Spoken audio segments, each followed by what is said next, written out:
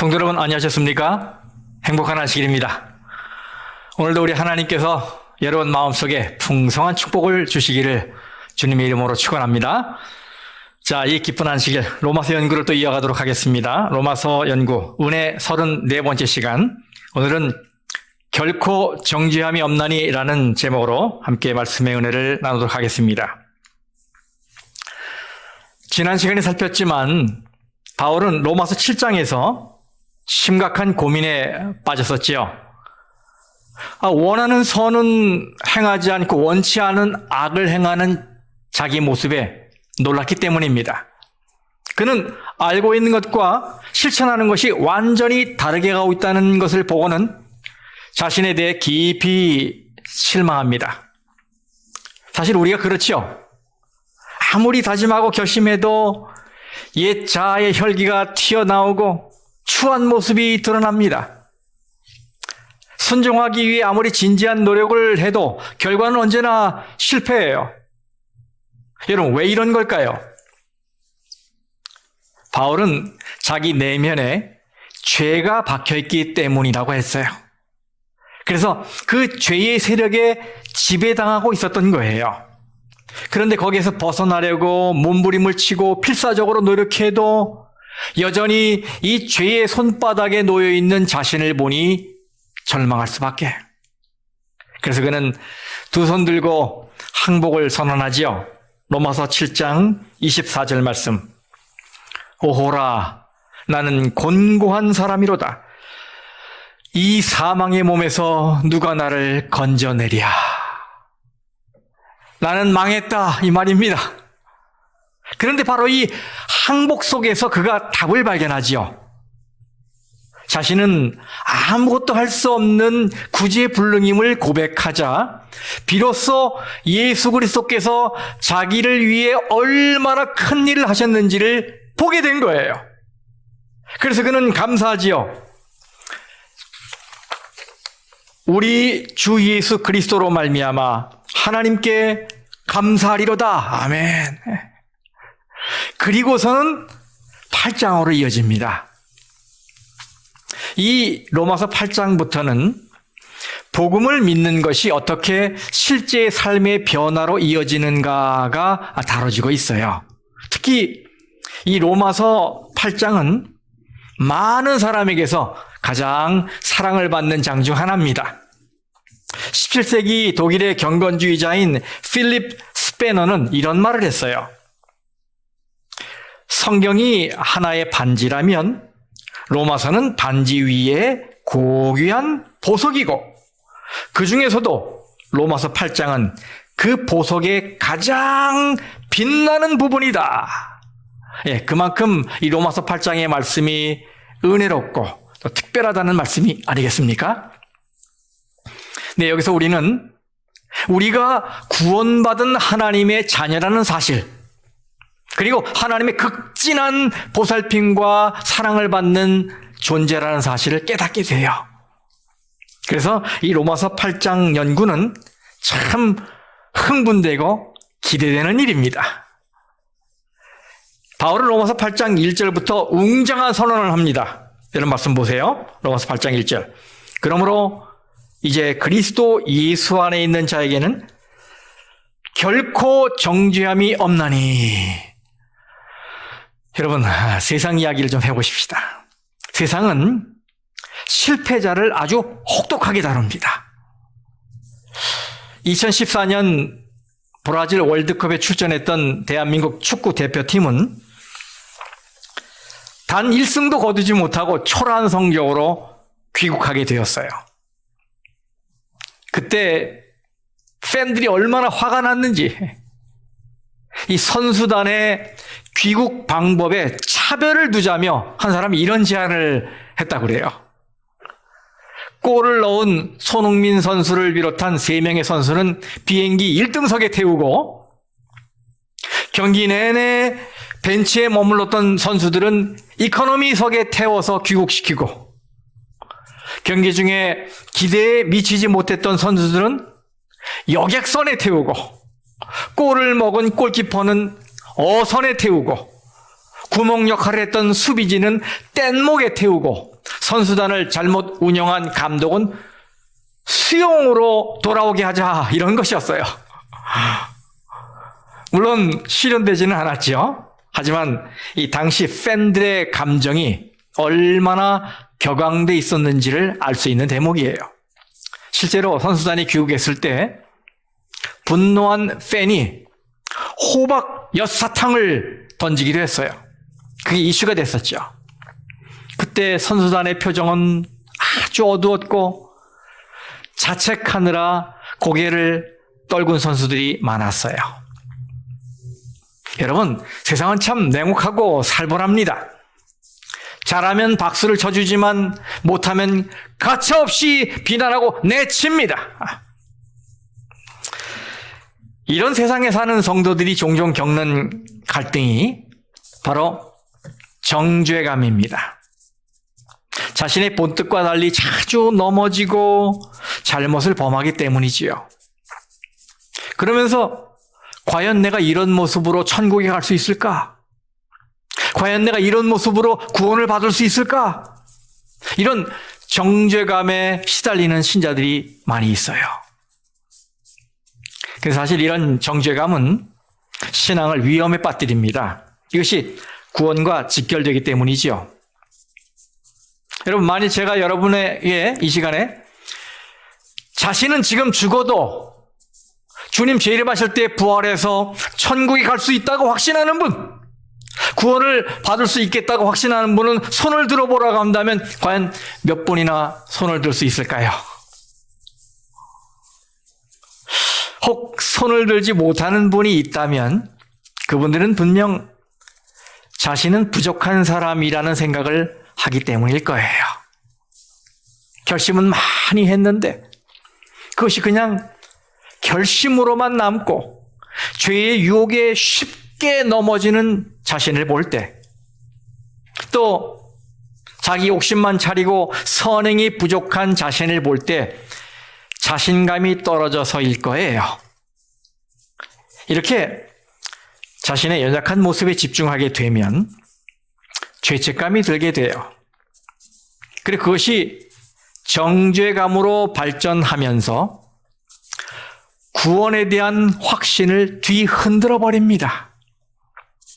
그럴 때 마귀가 속삭이는 이런 음성에 귀가 솔깃해집니다.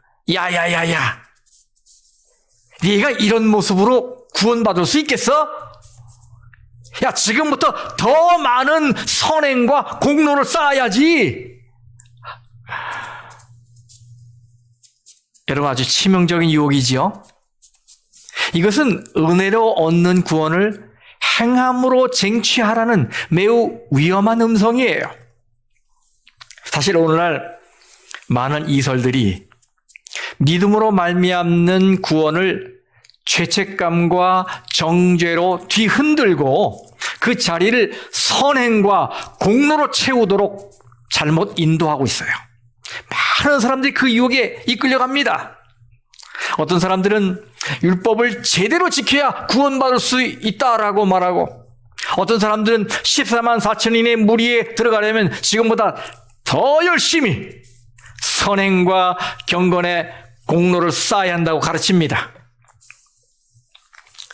지금의 모습으로는 턱없이 부족하다며 우리의 구원을 뒤흔드는 거예요. 그러므로 여러분, 이런 이설에 우리가 흔들리지 않으려면 우리는 정죄와 구원의 문제를 분명히 이해해야 해요. 한번 자기 자신에게 물어보길 바랍니다. 나는 비록 부족하고 흠이 많은 사람이지만 그래도 주님께서 나를 구원해 주실 거야 라고 확신하십니까? 만약 이 질문에 당당하게 대답할 자신이 없다면 여러분, 오늘 본문의 말씀에 귀를 기울이시길 바랍니다. 자, 로마서 8장 1절입니다. 그러므로 이제 그리스도 예수 안에 있는 자에게는 결코 정죄함이 없나니 믿음으로 그리스도 예수 안에 들어온 자는 절대로 하나님 앞에서 죄인으로 고소당하지 않는다, 이 말이에요. 여기 그러므로라고 했는데 이 말은 이 말씀이 이전의 말씀과 연결되어 있다는 걸 말해주지요. 그럼 여러분 바울은 이전에 무슨 말을 했습니까? 그는 모든 인간의 삶에 문제가 있다고 말했어요. 무슨 문제인지는 이 말씀에 요약되어 있어요. 7장 15절. 내가 원하는 것은 행하지 아니하고 도리어 미워하는 것을 행함이라. 여러분, 죄를 혐오하면서도 죄를 즐기는 문제예요. 왜 이런 일이 일어나는 것입니까? 바로 우리의 본성에 죄가 내재하고 있기 때문이에요. 죄의 법, 죄의 원리가 내 몸 안에 있는 거예요. 늘 뭔가 들어오면 죄로 풀어내는 거예요. 세속적으로 풀어내는 거예요. 그래서 바울은 오호라라며 탄식과 절망감을 표출했지요. 나는 죄가 내 유전자에 박혀 있어 사망 선고를 받은 비참한 죄인이로구나.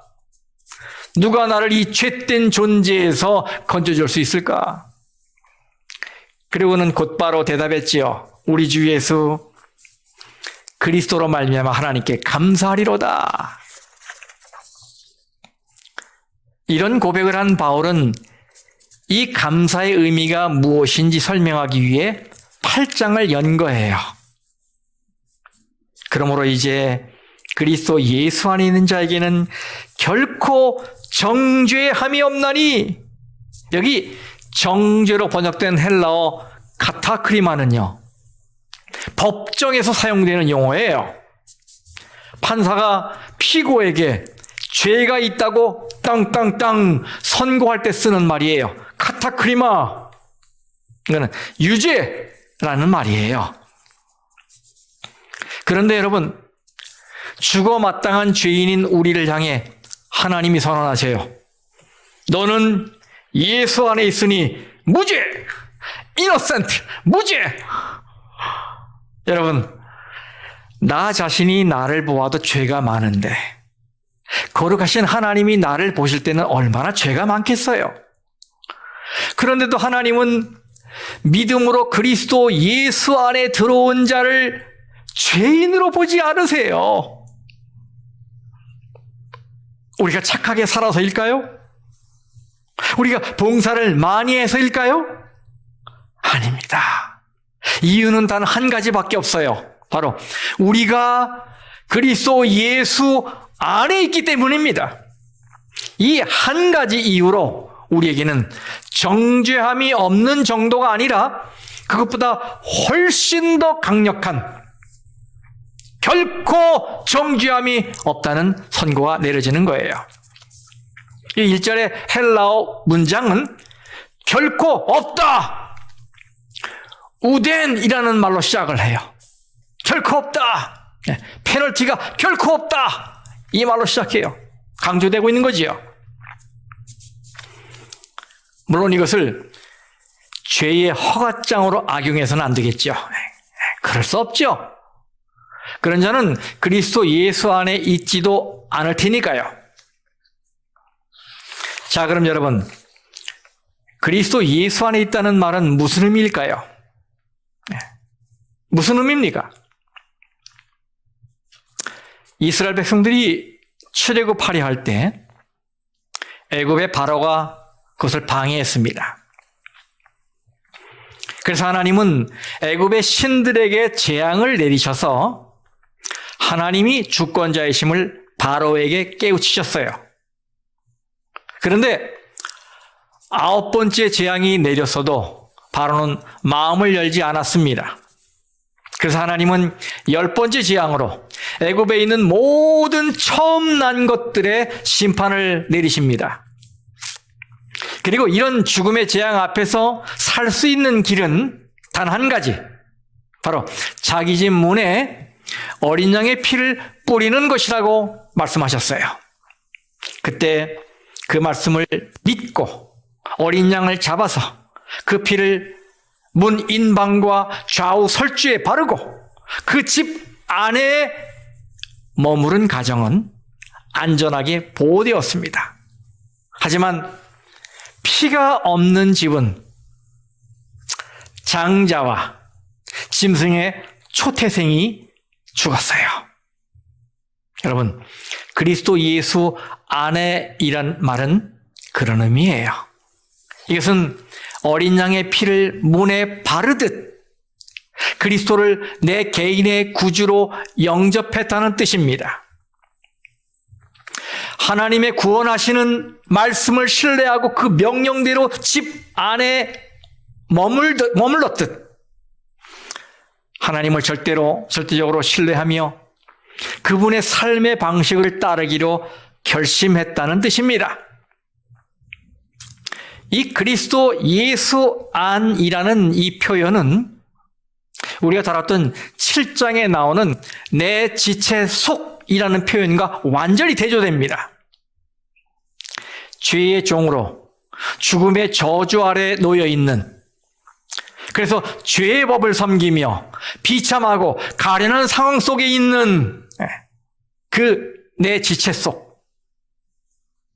그러나 그가 예수님 안에 들어가면 그의 위치에 즉각적인 변화가 생기는 것입니다. 내 지체 속에서는 범법자로 정죄를 당했지만 그리스도 예수 안에서는 마치 죄를 하나도 짓지 않은 자처럼 하나님 앞에 온전히 서게 되는 거예요. 그렇다면 여러분, 그리스도 예수 안에 있는 자에게 정죄함이 없는 이유는 무엇입니까? 이 헬라어 성경으로 보면 2절, 3절, 5절, 6절 앞에 왜냐하면 이라는 뜻의 가르라는 접속사가 붙어 있어요. 영어로는 because 혹은 for 이렇게 이유를 설명하는 접속사들이 문장마다 붙어 있어요. 자, 그리스도 예수 안에 있는 자에게 정죄함이 없는 이유를 좀 봅시다. 첫째, 그리스도 예수 안에 있는 성도에게 정죄함이 없는 이유가 뭡니까? 생명의 성령의 법이 우리를 해방하였기 때문입니다. 2절 말씀, 이는 그리스도 예수 안에 있는 생명의 성령의 법이 죄와 사망의 법에서 너를 해방하였습니다. 여기 해방하였습니다라는 말은 시제가 역사적 과거 시제인 과거에 단 한 번 일어났던 이 부정 과거로 되어 있어요. 이미 과거에 일어난 일이란 말이에요. 그렇습니다. 여러분과 저는 이미 죄와 사망의 법에서 해방됐어요. 누구 안에서요? 그리스도 안에서. 이 그리스도 안에는 생명의 성령의 법이 역사합니다. 생명의 성령의 법이 그리스도 안에 역사하고 있어요. 어릴 적에 저는 하늘의 비행기를 보면서 야, 어떻게 저 무거운 쇳덩어리가 하늘을 날 수 있을까? 참 신기하고 놀라웠어요. 아무리 생각해도 공기보다 무거운 이 물체가 유유히 하늘을 떠다니는 건 경이로운 일이 아닐 수 없어요. 이 땅의 모든 물체는 중력에서 벗어날 수 없잖아요. 우주를 가야만 무중력 상태를 맞이할 수 있기 때문에 우리는 죽는 날까지 발을 땅에 붙이고 삽니다. 그런데 하늘을 보세요. 오늘날 하늘에는 수많은 비행기들이 잘만 날아다닙니다. 엔진의 힘을 빌리지 않고 나는 가벼운 글라이더부터 우리가 평소에 타는 여객기와 또 수톤짜리 무기를 실은 무거운 군용 폭격기까지 그 엄청난 쇳덩어리가 하늘을 날고 있어요. 여러분, 이런 것들을 하늘에 뜨게 하는 보이지 않는 손은 도대체 무엇일까요? 이 세상에는 수직선상에 있는 물체에 두 개의 법칙이 작용합니다. 먼저는 우리가 알고 있는 대로 중력이에요. 끌어내리죠. 이 지구 중심 방향으로 이 끌어내리는 힘에 의해서 이 땅의 모든 물체는 밑으로 떨어집니다. 그런데 그런 중력을 이기고 무거운 쇳덩어리인 비행기를 공중에 뜨게 하는 힘, 이 포스가 있어요. 그것을 양력이라고 합니다. lift, 양력. 이것은 이 물체의 표면 위아래에 흐르는 공기의 압력의 차이 때문에 아래쪽에 고기압이 형성되면서 위로 밀어내기 때문에 비행기가 뜨는 거예요. 날개를 위로 밀어 올리기 때문에. 영적인 세계에도 두 법칙이 작용합니다.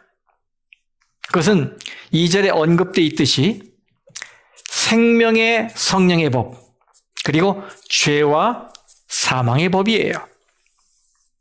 마치 중력의 법칙이 지구를 둘러싸고 있듯이 이 땅에 태어나는 존재들은 죄와 사망의 법의 지배를 받습니다. 이거는 밑으로 끌어내리는 힘이에요. 그런데 양력이 중력을 이기고 비행기를 높게 뜨게 하듯이 우리가 그리스도 안에 있으면, 그리스도 안에 머물면 생명의 성령의 법이 우리를 끌어올려 죄와 사망의 법을 넘어서 자유롭게 합니다. 여러분, 베드로가 무리를 걸었잖아요. 근데 그가 무리를 걸을 수 있었던 것은 중력이 아닌 양력의 지배를 받았기 때문이겠죠. 그가 그리스도를 바라보는 동안은 양력의 지배를 받아 무리를 걸을 수 있었어요. 그러나 그가 파도를 보고 자신을 바라보는 순간 중력의 지배를 받아 물속으로 떨어진 거지요.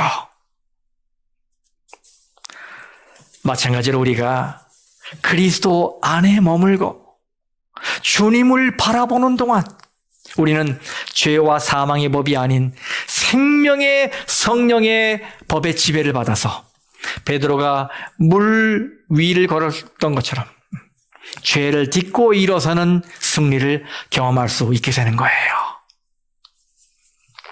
두 번째, 그리스도 예수 안에 정죄함이 없는 이유는 하나님이 우리가 당해야 할 정죄를 그 아들에게 담당시키셨기 때문입니다.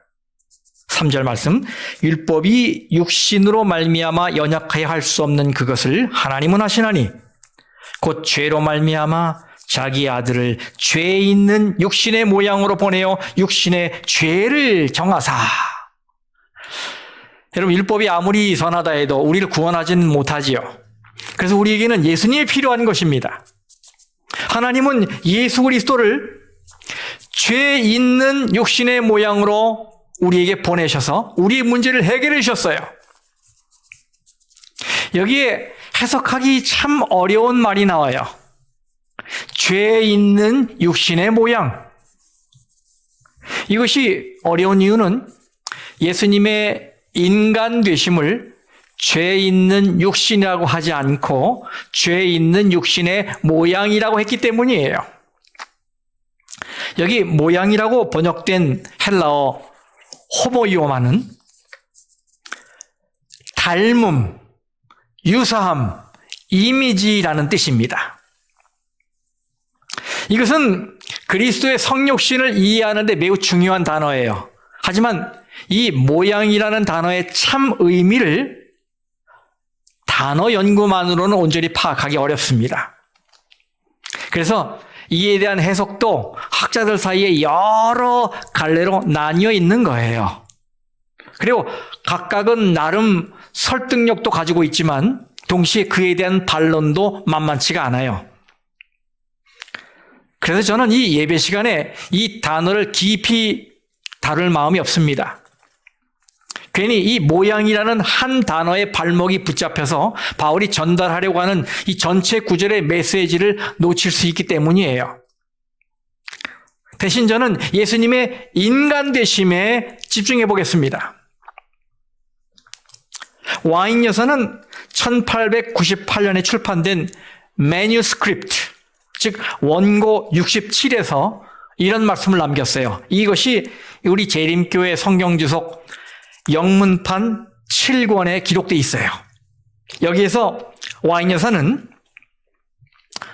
하늘이나 땅에서 일어난 가장 경이로운 일이라는 소제목하에 이런 말씀을 했습니다. 연구해 볼 만한 깊은 문제를 원할 때 하늘이나 땅에서 일어난 일 중에서 가장 놀라운 일, 곧 하나님 아들의 성육신에 우리의 마음을 집중시켜 보도록 하자. 그런 다음에 몇 줄 내려가서 그리스도의 인성은 황금 사슬이라는 소제목하에 이렇게 말합니다. 하나님의 아들의 인성은 우리에게 모든 것이다. 그것은 우리의 영혼을 그리스도께 연결시키고 그리스도를 통하여 하나님께 묶어놓는 황금 사슬이다. 이 문제는 연구 과제가 되어야 한다. 그리스도께서는 실제적인 인간이셨다. 또한 그분께서는 인간이 되심으로 당신의 겸비에 대한 증거를 보이셨다. 그렇지만 그분께서는 육체 가운데 계신 하나님이셨다. 우리는 인성의 옷을 입으신 그리스도의 신성이라는 제목에 접근할 때 그리스도께서 불붙은 떨기나무 가운데서 모세에게 네가 선 곳은 거룩한 땅이니 네 발에서 신을 벗으라고 하신 말씀에 주의를 기울이는 것이 좋을 것이다. 그렇습니다. 그러므로 우리는 이 문제를 다룰 때 겸손한 마음을 가져야 해요. 그리고 성급하게 결론을 내려서도 안 됩니다. 왜냐하면 우리가 논의하는 이 주제, 바로 우리가 서 있는 곳은 거룩한 땅이기 때문입니다. 분명한 것은 하나님의 아들이 인간의 모습으로 이 세상에 오셨고 율법이 요구하는 이 죄의 대가, 죽음을 당신의 육신으로 받으셨다는 사실이에요. 하나님은 예수님의 육신에다가 죄를 선고하셨어요. 죄로 정하셨어요. 그렇게 하심으로 우리에게 내려진 이 정죄의 문제를 일순간에 해결하셨습니다. 이런 성육신 사건을 빌립보서는 이렇게 말하고 있죠. 빌립보서 2장 6절에서 11절. 그는 근본 하나님의 본체시나 하나님과 동등됨을 취할 것으로 여기지 아니하시고 오히려 자기를 비워 종의 형체를 가지사 사람들과 같이 되셨고 사람의 모양으로 나타나사 자기를 낮추시고 죽기까지 복종하셨으니 곧 십자가에 죽으심이라. 이러므로 하나님이 그를 지극히 높여 모든 이름 위에 뛰어난 이름을 주사 하늘에 있는 자들과 땅에 있는 자들과 땅 아래에 있는 자들로 모든 무릎을 예수의 이름에 꿇게 하시고 모든 입으로 예수 그리스도를 주라 시인하여 하나님 아버지께 영광을 돌리게 하셨느니라. 아멘. 생각해 보십시오. 하나님의 아들이 모든 권리를 포기하시고 우리와 같은 죄 있는 육신의 모양으로 이 세상에 오셔서 우리의 죄를 뒤집어 쓰시고 우리 대신 정죄를 받으셨어요.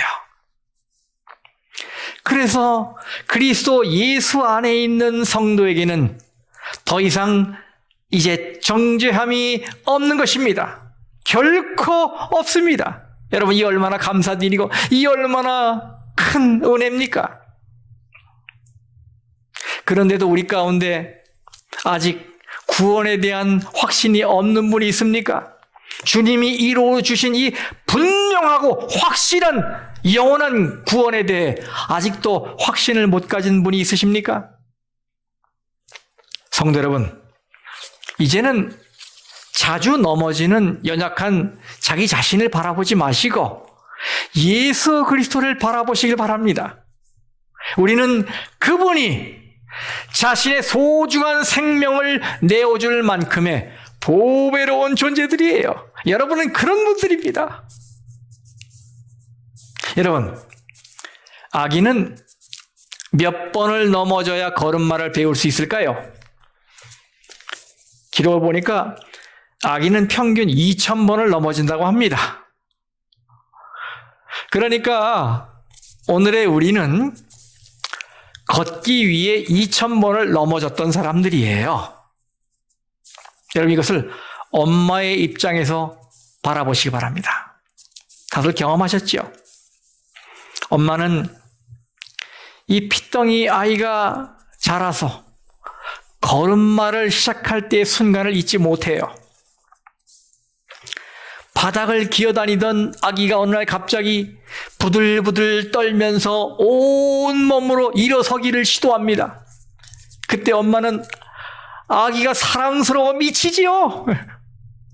아기가 발을 떼려고 애쓸 때 엄마는 와 하며 박수를 쳐주고 응원합니다. 옳지, 옳지, 옳지.